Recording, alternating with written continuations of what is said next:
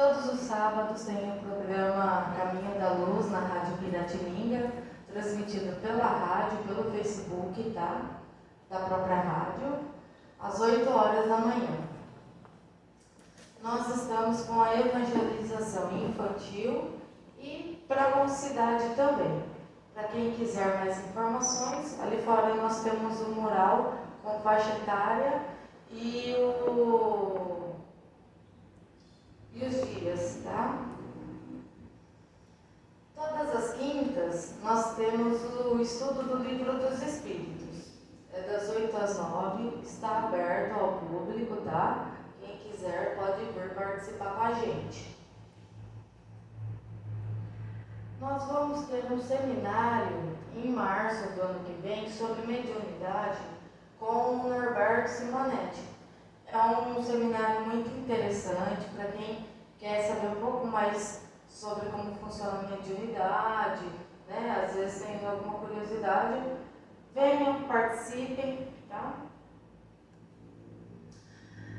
Em março também do ano que vem começará o curso sobre mediunidade, estudo e prática.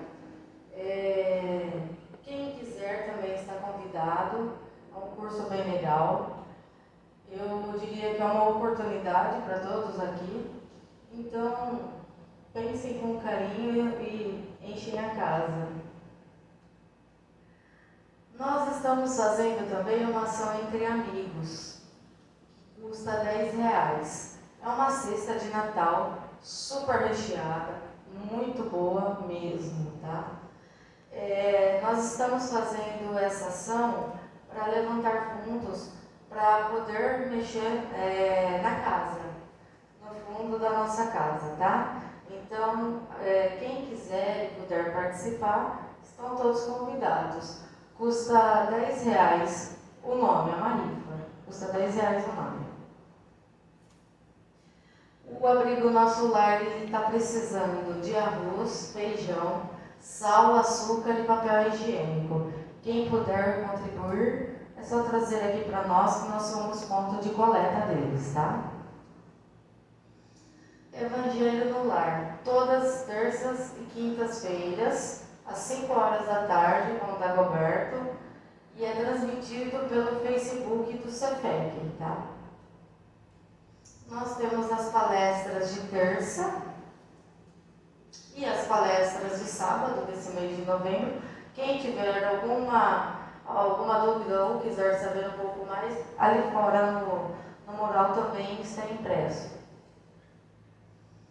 A palestra desse sábado é com o Inácio e a de hoje é com o Emerson. E temos o sorteio hoje dos livros. Até qual foi o número? Até o 17. Até o 17? Bom, Emerson, fala pra gente o número de 1 a 17, por favor. Número 11. Número 11. De 1 a 17, qual? 7. Você pode sortear? Qual o número, Rosa? 10. 10. Mas pode sortear ainda. Já estou com 2 lá que eu não li ainda. Qual o número? 15.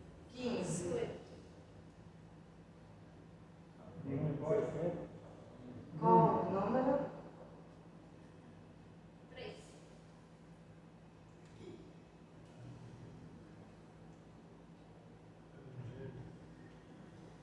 E agora nós vamos para a nossa prece inicial.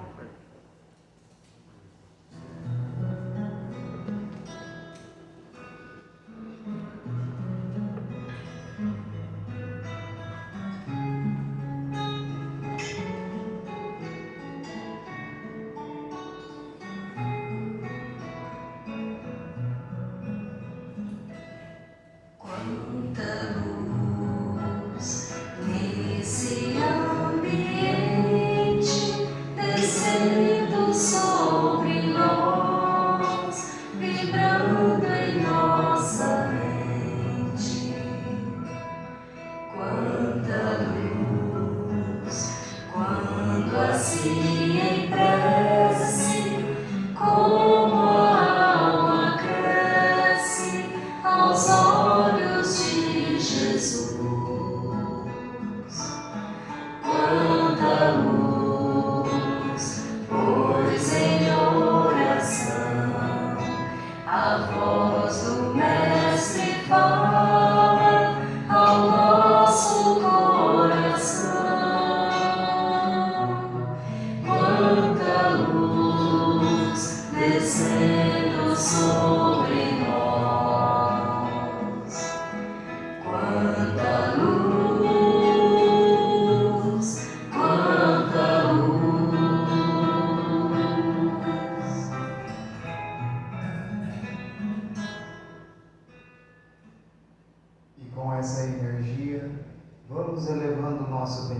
momento, tranquilizando nossos corações, pedindo para que os bons amigos espirituais, os mentores da casa, estejam aqui conosco esta noite, nos iluminando, nos intuindo, trazendo até nós aquilo que nós precisamos ouvir, o que precisamos levar daqui hoje. Que possam intuir o palestrante da noite, para que traga até nós boas energias, boas vibrações, e que possamos sair daqui renovados, seguindo nossa caminhada de fé. Que assim seja.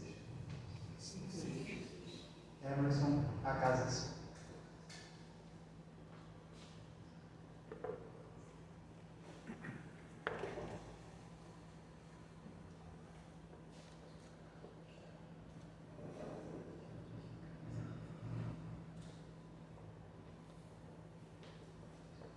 Boa noite a todos. Boa noite. Que a paz de Jesus, o nosso Mestre, o nosso irmão amado, esteja entre nós.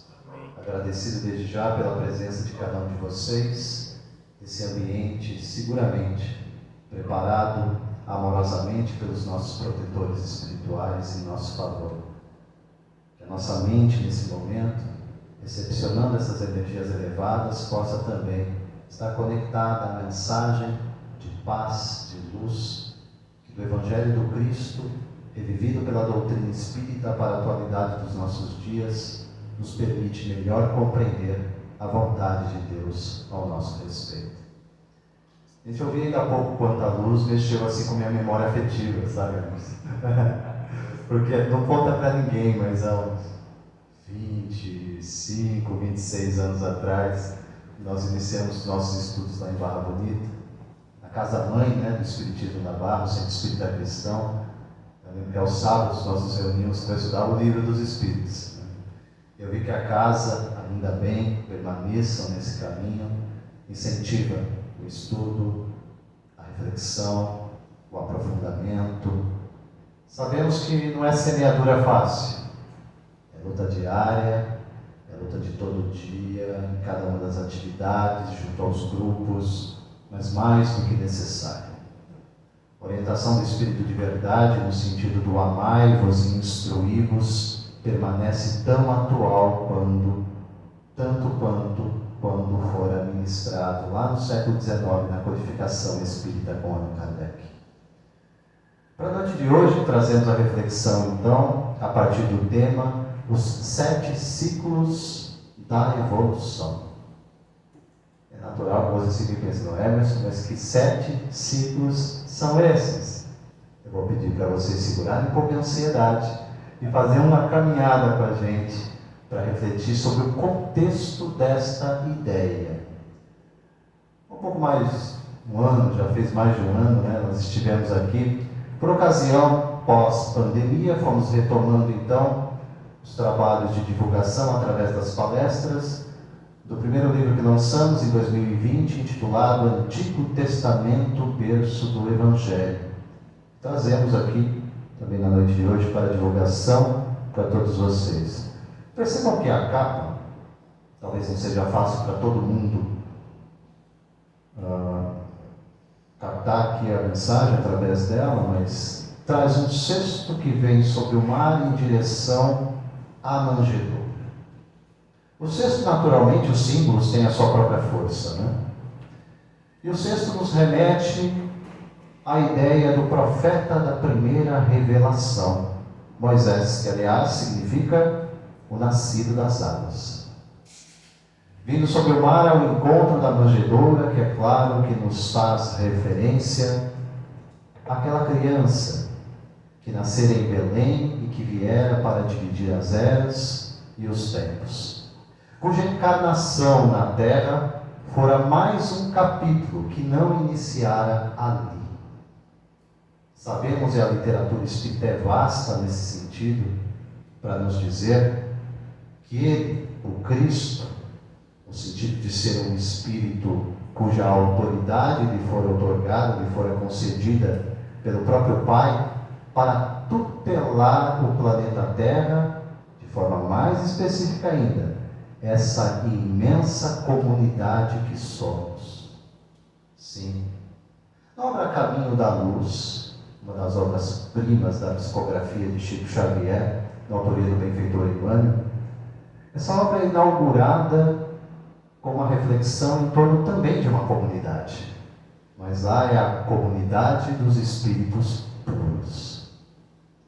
A nossa é a comunidade dos espíritos imperfeitos, necessitados, portanto, de apoio, orientação, sustentação para esta caminhada, para esta jornada evolutiva que é o estar sobre a terra. Como nas muitas moradas da casa do Pai, somos chamados aos nossos aprendizados. Aprendendo, portanto, à luz desse entendimento, quando lançamos a obra em 2020, nada mais fizemos do que recapitular lições que estavam espalhadas ao longo da codificação espírita de Allan Kardec, com um olhar especial para o capítulo 1, cujo título Eu não vim destruir a lei, já nos traz esta Bíblia. Pois é o próprio codificador, lembrando, o pedagogo Allan Kardec, que vai nos ensinar então a sequência da pedagogia divina para conosco. Nomeia Moisés, transcreve o Decálogo, não querendo com isso dizer que tudo se resume apenas e tão somente ao Decálogo, mas que o Decálogo sintetiza aquilo que detalhadamente vamos encontrar também na revelação do Antigo Testamento. Depois vai nos trazer na figura de Jesus a personificação do significado de Evangelho. E quando falamos a palavra Evangelho, é muito comum nós virmos à mente a ideia de um livro. E que privilégio ter um livro. Seja aquele que chegou até nós pelas anotações de Mateus, Marcos, Lucas e João, seja pela obra específica que Allan Kardec, acompanhado pela equipe do Espírito de Verdade, veio nos trazer desde 1864, com a publicação em Paris, na França, alcançando os 28 capítulos que temos hoje para meditar em torno da mensagem do Mestre. O fato é que quando falamos de Evangelho, devemos ir além, entender que o seu significado de boa nova, o seu significado de boa notícia, vem comunicar para nós uma pessoa, a pessoa de Jesus.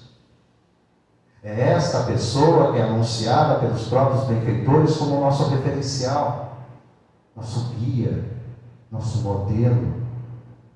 Portanto, aquele que deve modelar a nossa consciência para retomarmos um caminho em que nós mesmos, por escolha própria, decidimos nos afastar. Para entender essa questão do caminho e desse afastamento, propomos uma reflexão que está na própria obra Antigo Testamento, o Berço do Evangelho, que revisitamos aqui pela página 50 do livro. Eu vou fazer aqui, transcrever, para vocês, fazer a leitura dessa breve reflexão aqui, e depois, a partir daí, nós vamos fazer algumas conexões.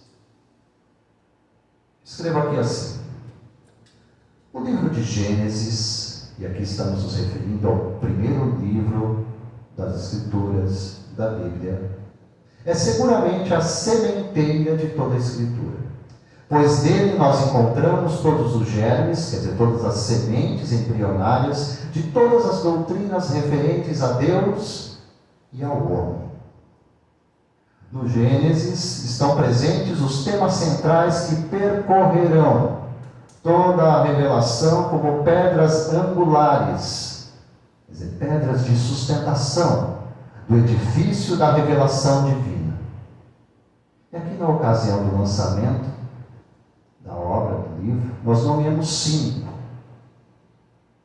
Mas ao revisitar, podemos seguramente desdobrar em outras 2, que é o que vamos tratar com vocês também hoje. Já anunciamos essas 7.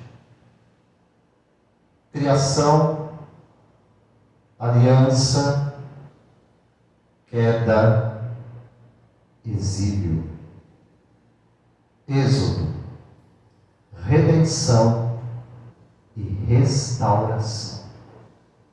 Vamos entender isso aqui?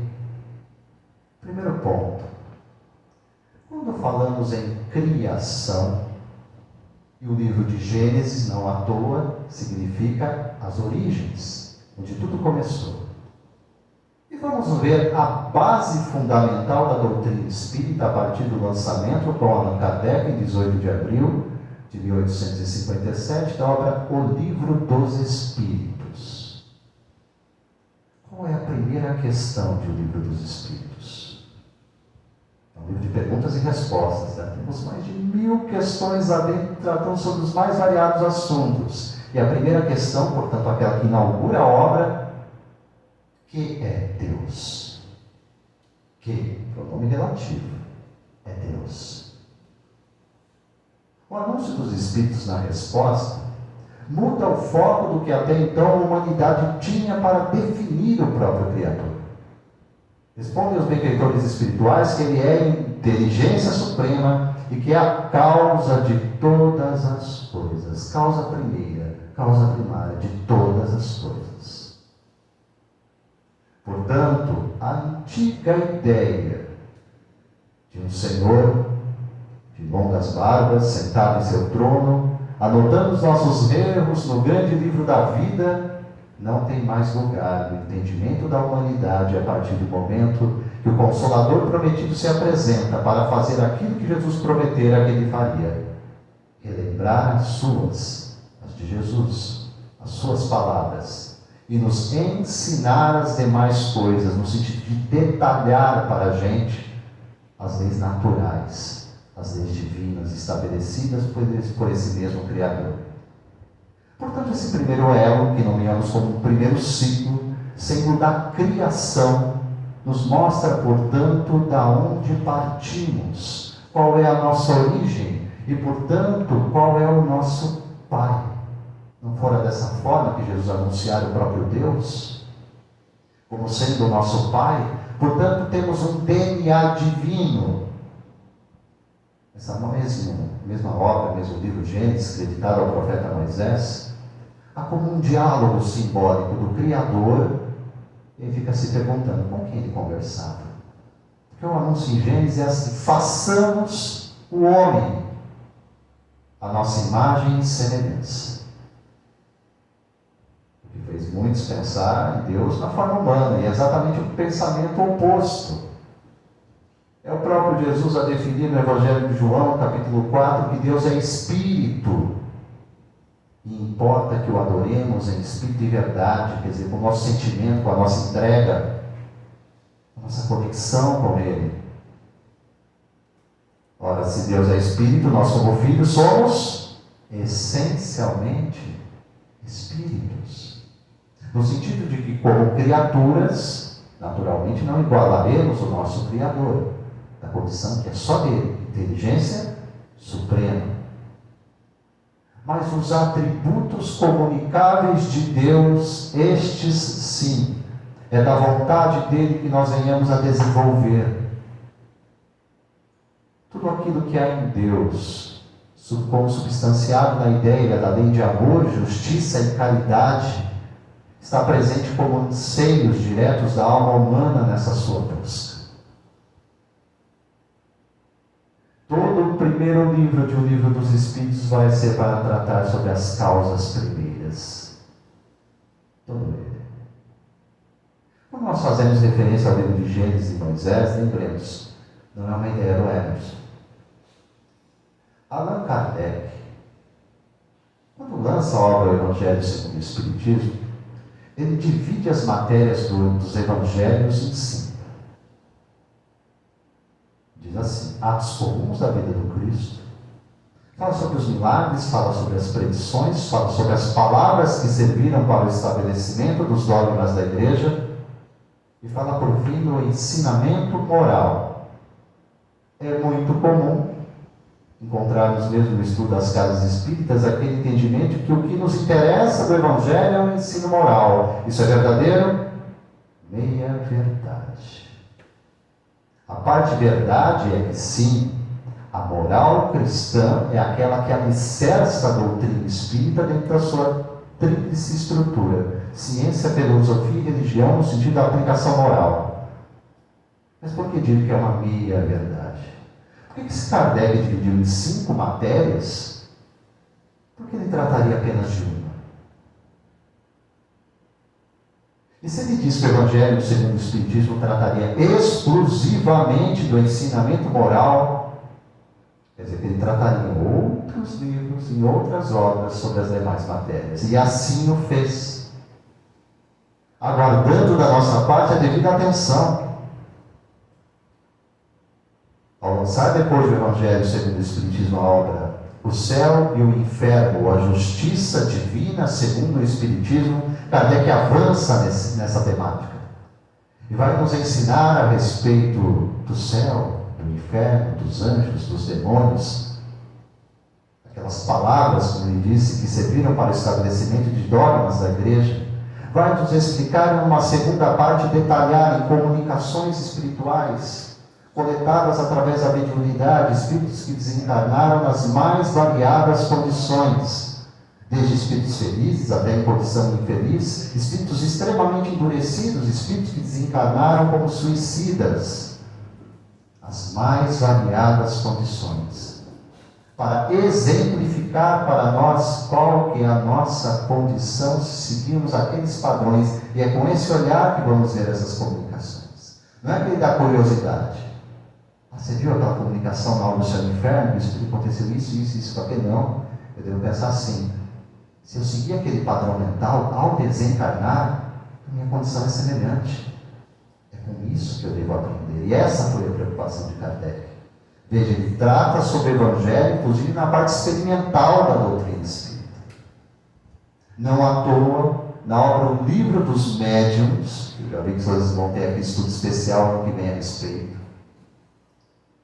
Kardec, logo nas primeiras páginas, nos primeiros capítulos, ele vai fazer ali uma distinção dentre os espíritas. Os espíritas.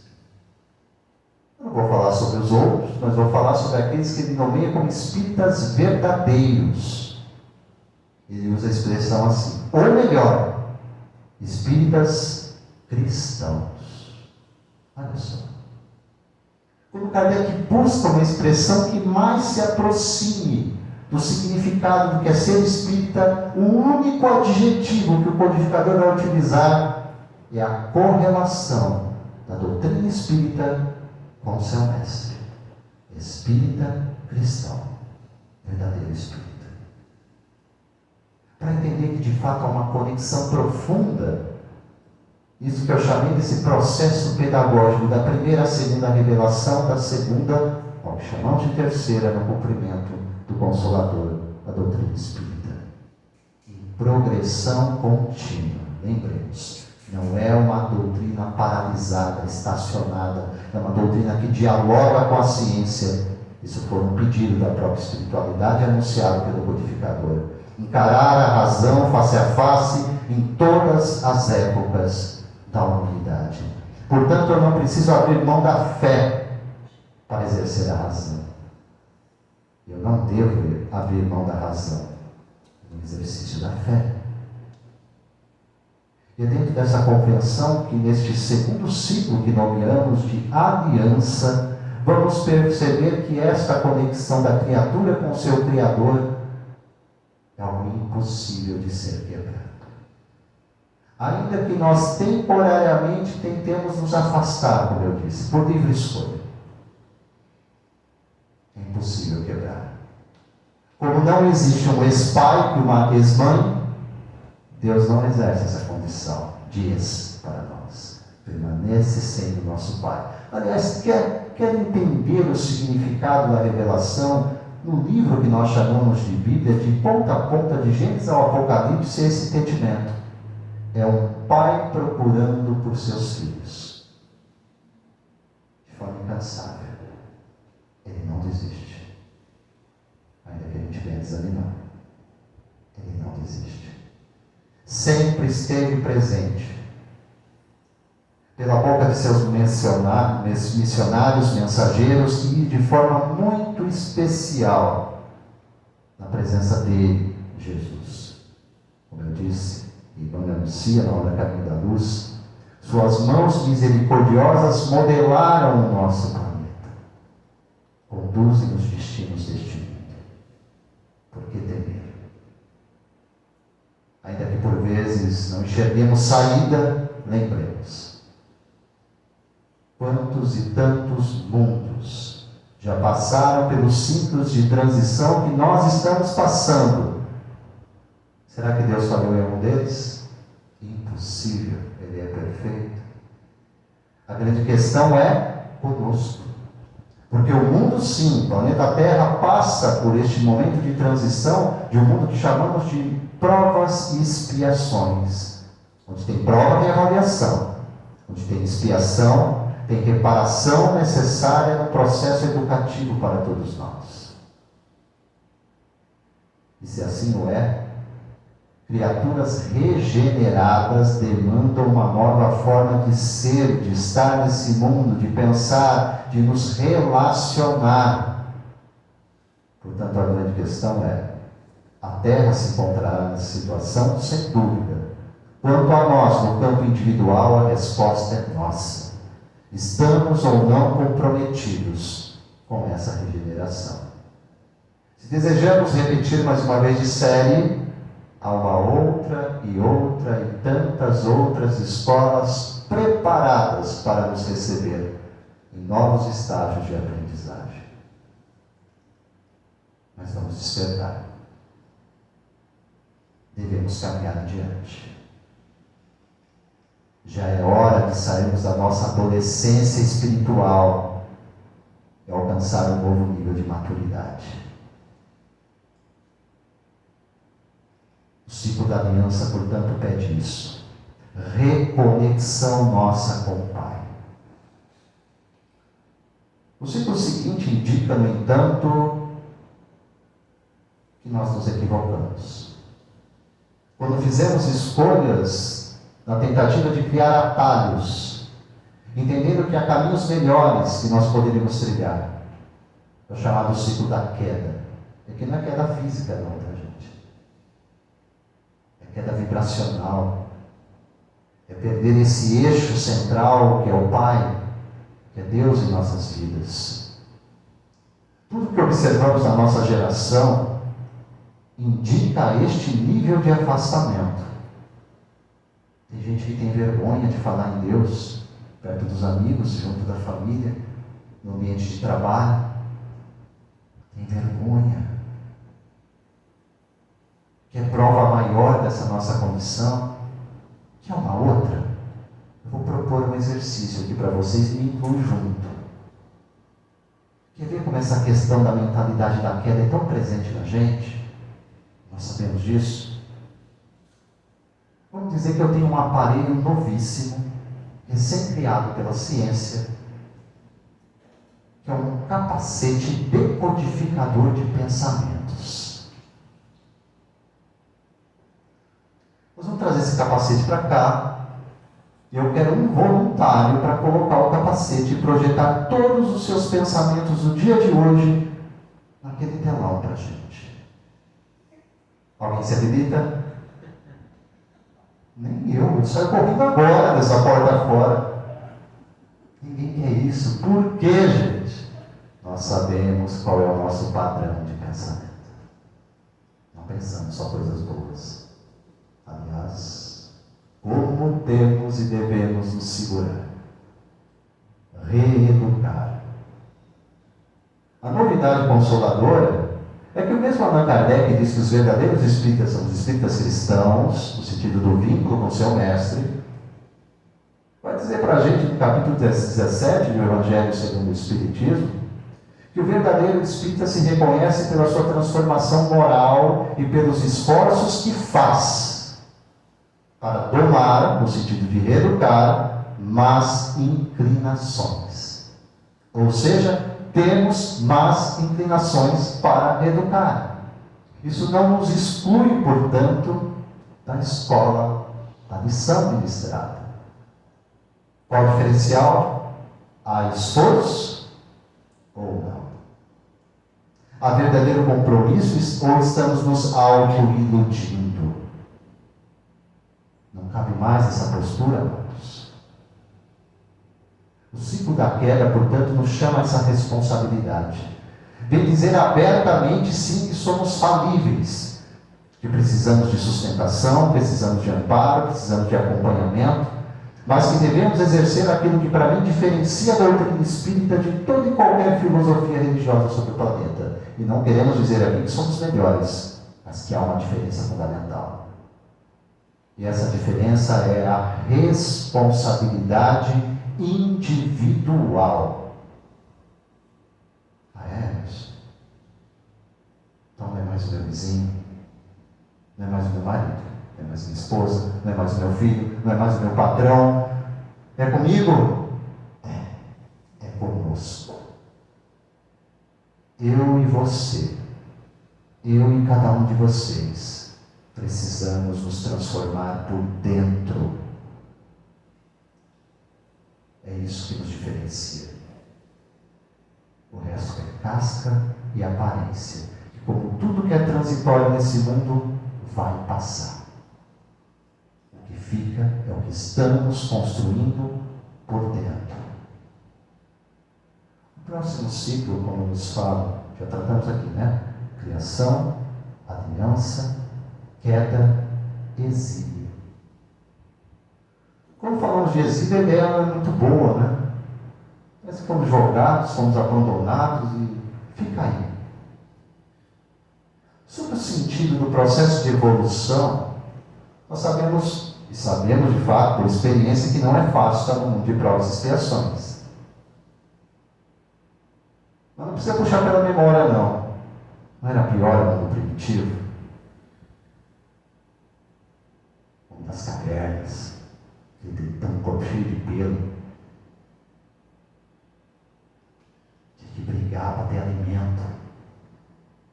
As mulheres, pelo amor de Deus, então, deixa quieta essa conversa, né? Se arrastava pelo cabelo, não nem lembrar, né? Tá melhorzinho? Chegamos no ápice, longe disso. Segundo nível evolutivo, gente, mundo de provas e expiações. Mas ainda assim, pensemos na nossa geração aqui, século XXI. Nunca houve uma geração na história tão privilegiada no sentido de acesso a conhecimento, a informação. Basta, como se diz, dar um Google hoje. Centenas, milhares de informações de qualquer pesquisa que você possa imaginar. Digitou uma palavra. Quem já passou por isso sabe como que era. Tinha que fazer uma pesquisa para a escola. Se não tinha carro, tinha que andar para ir até uma biblioteca, ver se tinha um livro para você poder pesquisar, escrever, pôr lá no papel, para passar limpo, para depois entregar bonito o trabalho para o professor. A gente vai falar isso hoje para os nossos filhos, eles vão dar risada.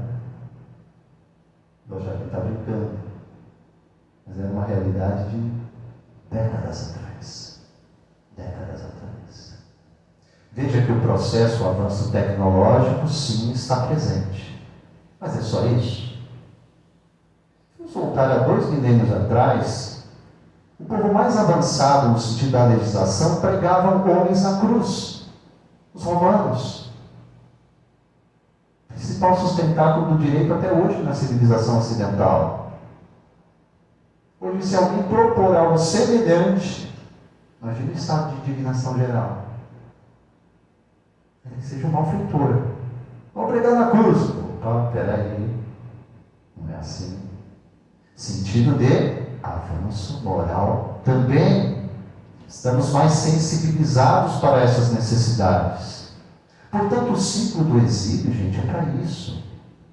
Para meditação, para introspecção, para compreensão, afinal, de quem somos, para onde caminhamos. As grandes perguntas da humanidade se fazem presente nesse ciclo.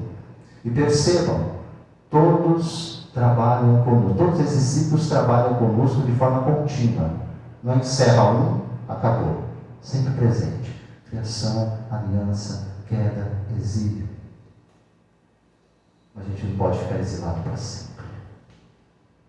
A gente precisa sair dessa condição. Por isso, o próprio ciclo evolutivo é o ciclo do êxodo, saída.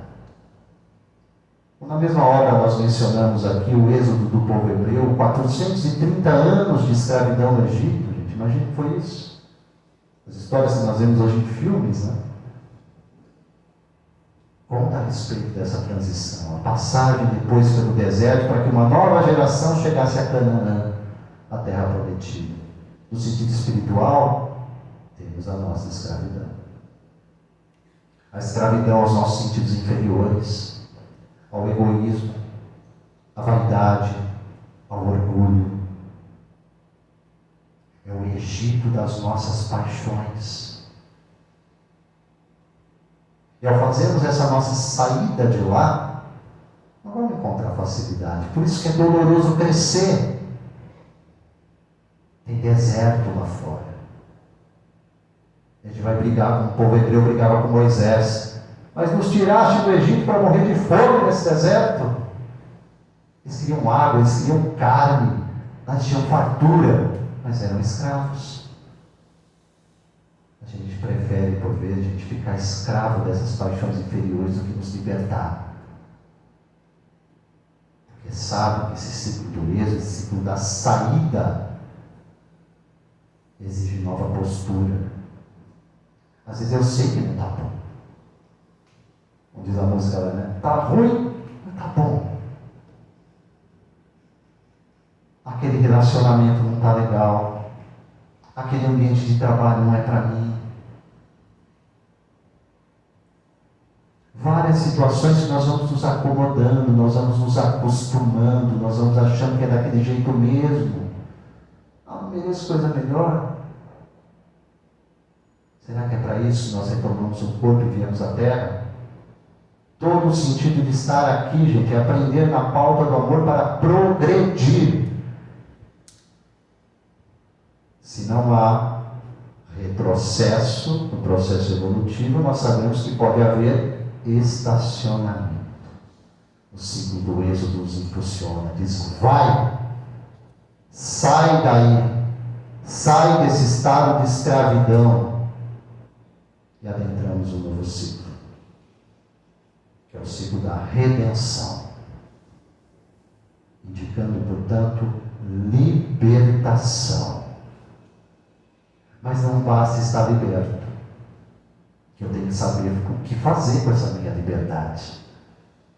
E essa é uma outra das grandes questões humanas, desde as origens, sem precisar retomar assunto tão complexo. Desde as origens. Às vezes o pessoal fica pensando assim: poxa, mas nós aprendemos a doutrina espírita que Deus nos criou simples e ignorantes, quer dizer, sem conhecimento do bem, sem conhecimento do mal, podendo fazer escolhas. E eu vou lá e escolho errado. Porque Deus deixou.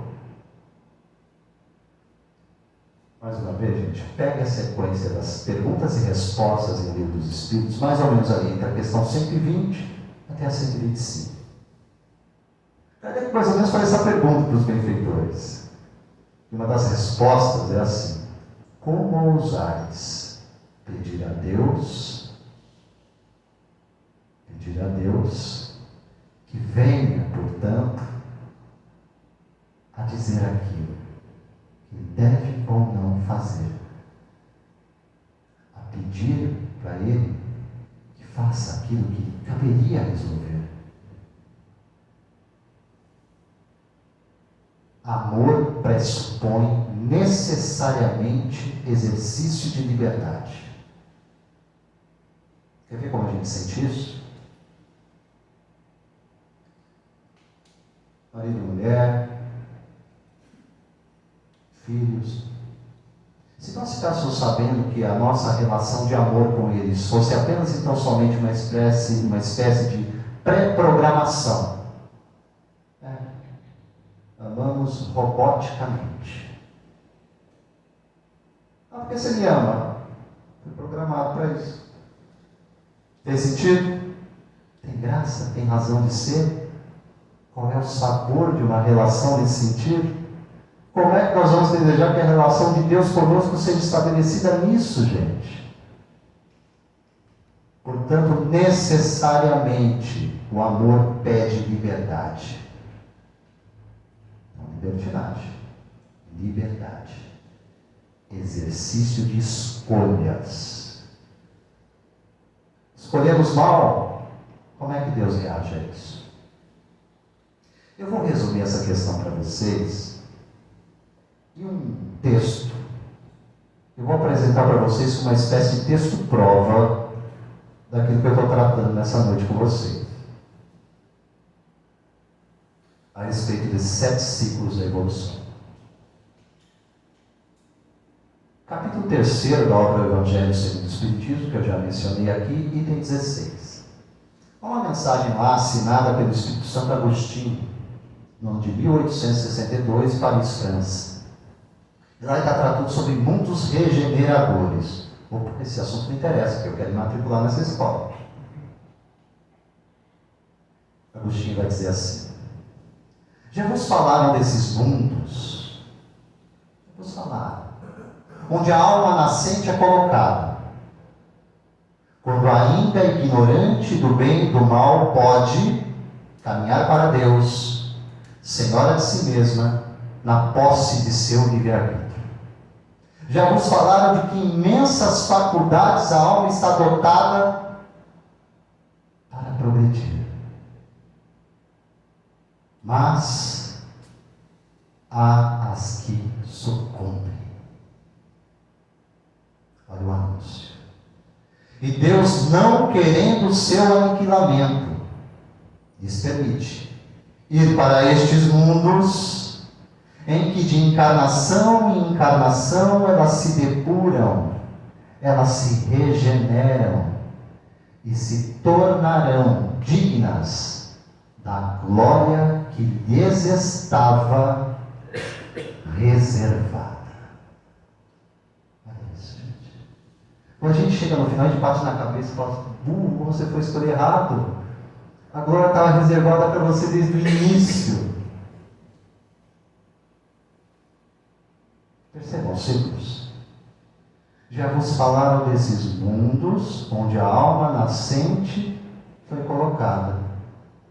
Quem criou esses mundos? Quem colocou essa alma nascente lá? Quem criou essa alma? Tudo isso pressupõe o ciclo da criança. O que pode acontecer depois que a alma é colocada nesses mundos? Ela pode caminhar para Deus. Aliança. Deus e o homem. Aliás, é bom que se diga isso. Todo o processo evolutivo poderia estar alicerçado nesses 2 pontos, criação e aliança, e progredirmos daí até a condição de perfeição. Mas fizemos más escolhas. É por isso que quase no lamento Agostinho vai dizer: mas há as que sucumbem. Ciclo da queda. Nos afastamos de Deus. Rejeitamos a lei natural, rejeitamos a lei divina, tentamos os nossos atalhos. Há as que sucumbem. O que Deus vai fazer com isso? Não querendo o nosso aniquilamento, que já é um evangelho completo aqui dentro, para aqueles que pregam doutrina de penas eternas, por exemplo, é a total negação. Eu já mencionei aqui a obra Justiça Divina, segundo o Espiritismo, Céu e Inferno. Kardec não à toa vai abrir a obra fazendo menção a Ezequiel, profeta do Antigo Testamento, sendo uma boca inspirada do próprio Criador a dizer: eu juro por mim mesmo que eu não quero a morte do ímpio, do homem mau, mas que ele se converta e viva. Ora, se essa é a vontade do Pai, quem somos nós para dizer não vai ser? É a vontade de Deus. Cada um de nós nos convertamos no sentido de mudar de rota, de mudar de rumo, de mudar de mente. Esse é o verdadeiro aspecto do arrependimento, aliás. Não é dizer desculpa aí, não faço mais. É mudar a forma de pensar e partir para um novo ciclo. Então, nesse aspecto que Agostinho está ensinando, ele retoma essas bases para dizer: caiu, sucumbiu, Deus, não querendo o seu aniquilamento, lhe permite ir para estes mundos. ciclo do exílio. E que de encarnação em encarnação, tão bem conhecemos isso. Veste roupagem, tira a roupagem. Novo capítulo de aprendizado. Sai do mundo físico corporal, retorna ao mundo espiritual. Novo ciclo de aprendizagem. Prepara, fica apreensivo, vai para a fila de reencarnação, reencarna. Ai meu Deus! Começar de novo. Nova oportunidade. Lembremos disso. Milhões no mundo espiritual esperam a oportunidade que temos tido aqui, agora, nessa existência. Independente da faixa etária que nos encontremos. A encarnação mais importante que temos é esta, porque ela define o que será o nosso futuro. Ah, mas eu estou bem velhinho. Quem está velhinho? O espírito é imortal. Nós não temos sequer sentido de eternidade, gente. Que é o que temos adiante de nós. Deus nos permite ir para esses mundos em que de encarnação em encarnação ela se depura. Só precisa ser depurado aquele que se tornou impuro. Saindo, portanto, dessa condição, elas se depuram, elas se regeneram. Aqui saindo do exílio, indo, portanto, para a condição do êxodo, da saída, elas se depuram. Se elas se regeneram, elas se libertam. É a redenção. Para, por fim, chegar neste último ciclo, que é o ápice do sentido do processo evolutivo, que é tão bem descrito na fala de Jesus: sede perfeitos como é perfeito o vosso Pai Celestial. Jesus não colocaria uma condição dessa se ela não fosse alcançável. E quando eu olho para uma única existência, é evidente que isso é impossível, uma única existência. E por vezes um único defeito, dificuldade, empecilho existencial nos é difícil vencer. Devemos caminhar nessa série de ciclos que nos permite então nos tornarmos novas criaturas. Elas se depuram, elas se regeneram, por fim, restauração, em que todas as coisas são reconectadas em Deus. Como Ele próprio nos dissera, Ele falou isso para a gente.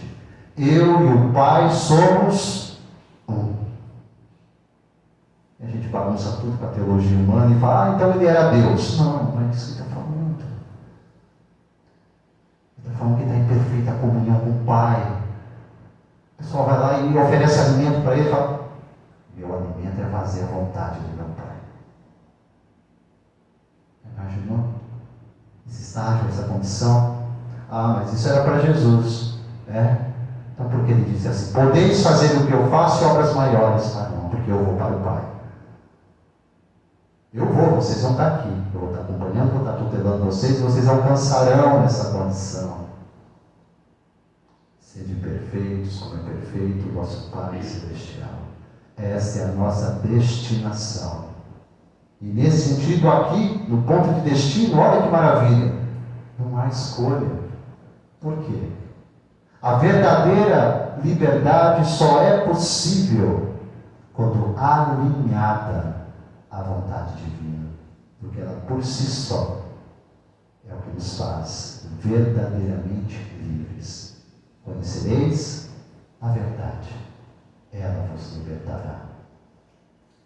Nesse aspecto, portanto, entenderemos que essa restauração, essa condição de que Agostinho nos propõe para dizer que nós, almas, nos tornaremos, nesse caminho, nessa destinação, dignos da glória que já nos estava reservada. E propondo, portanto, essas reflexões, pensamentos, aprofundamentos, não à toa o codificador Allan Kardec vai fazer menção a tudo isto, desde as obras básicas.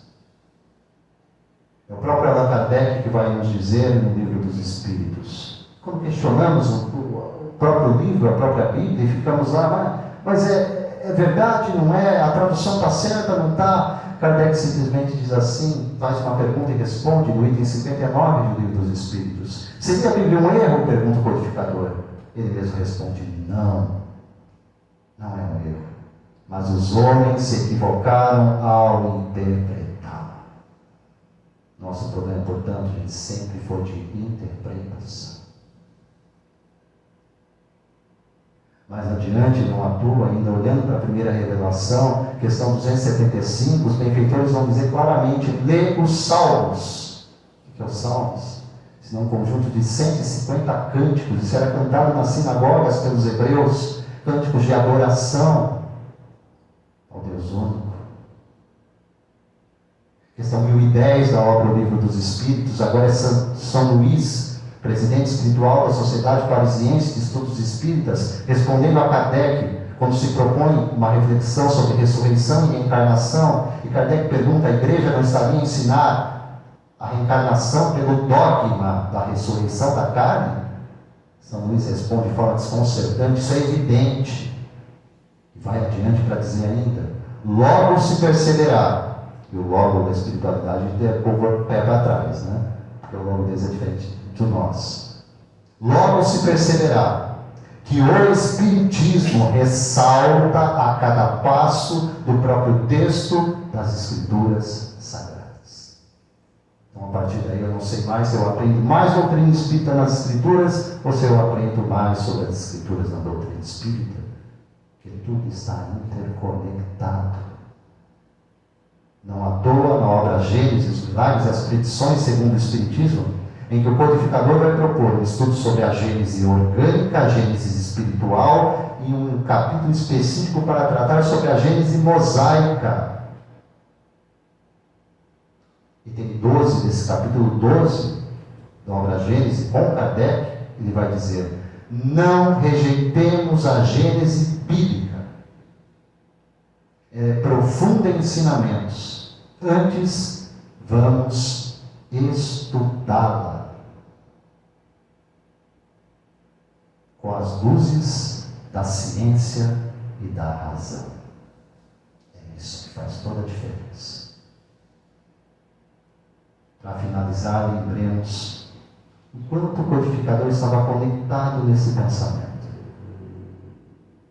Capítulo 18, item 2, de O Evangelho segundo o Espiritismo, ele vai anunciar: foram os hebreus os primeiros que praticaram publicamente o monoteísmo, crença em um só Deus.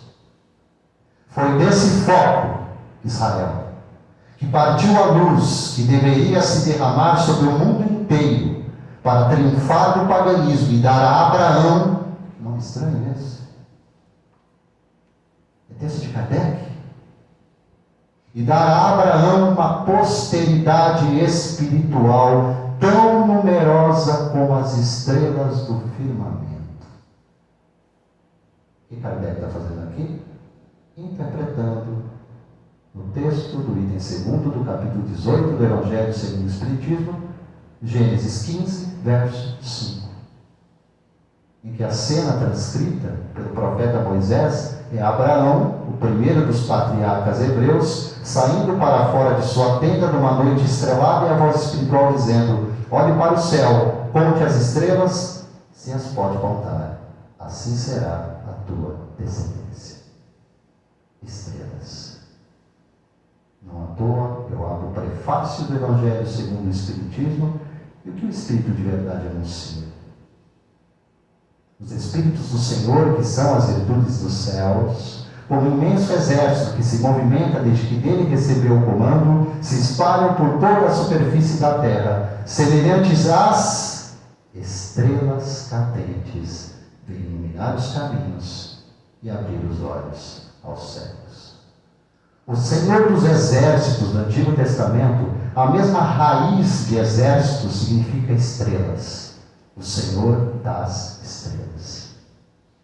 O Senhor Criador de cada uma das estrelas que Ele lançou no universo para acompanhar, tutelar, desenvolver e reconectar, a partir do momento que nós dele nos afastamos, a essa condição única que devemos assumir para a nossa existência como filhos de Deus.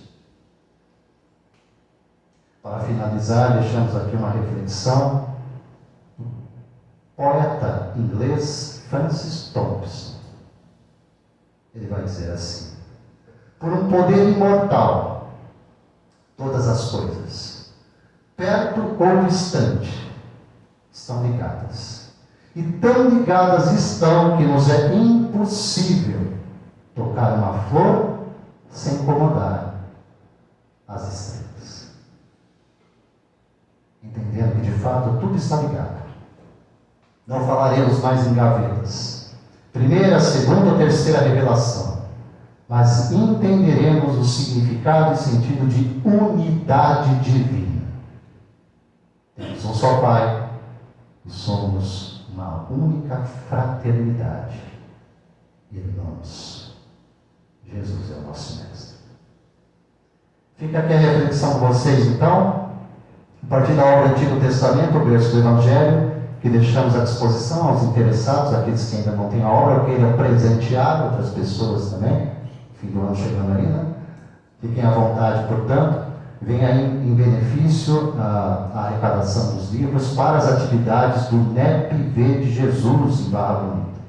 O Núcleo de Estudo e Pesquisa do Evangelho, com atividades, interações virtuais pelas redes sociais, seja pelo Facebook, seja pelo canal do YouTube, gente. Basta digitar dessa forma: NEPV de Jesus. Estudos relacionando a doutrina espírita, estudos do Evangelho, especialmente às segundas-feiras, tem um estudo da Carta de Paulo aos Romanos sobre o aspecto, sobre o olhar da doutrina dos Espíritos. E convite então para todos vocês, grato desde já pela possibilidade de estar aqui compartilhando o Evangelho do Mestre sob a ótica do Consolador Prometido. Você faz a prece final? Faço sim.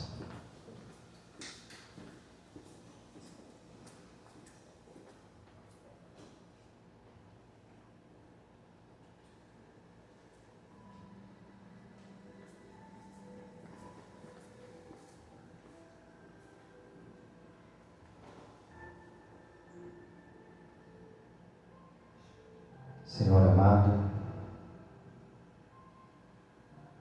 diante de tamanha misericórdia que nos possibilita este reencontro com teu amor, reencontro com a tua paz, aquela paz que excede todo o entendimento, aquela paz que não é a ociosidade do mundo. A minha paz os deixo, a minha paz os dou. Jesus, nosso querido irmão, nos conduza nessa jornada, por vezes sim, tortuosa, dificultosa, mas ao mesmo tempo abençoada. Porque é nela que amadurecemos, é nela que aprendemos a retomarmos a nossa condição de filhos amados. Que os benfeitores espirituais possam derramar suas energias transformadoras através dos fluidos magnéticos para a recomposição do nosso organismo físico e espiritual. Voltemos a nossa atenção de forma especial ao nosso espírito protetor, ao nosso anjo guardião, aquele que representa o Mestre junto de nós. Conversemos com esse querido amigo as nossas aflições, as nossas carências, as nossas necessidades e anseios mais íntimos e mais profundos. E ouçamos aquela voz que ecoa há 20 séculos a nos dizer: vinde a mim, todos vós que estáis aflitos, sobrecarregados, eu vos aliviarei. Aprendei de mim, sou manso e humilde de coração, diz o Mestre. Encontrareis repouso para as vossas almas.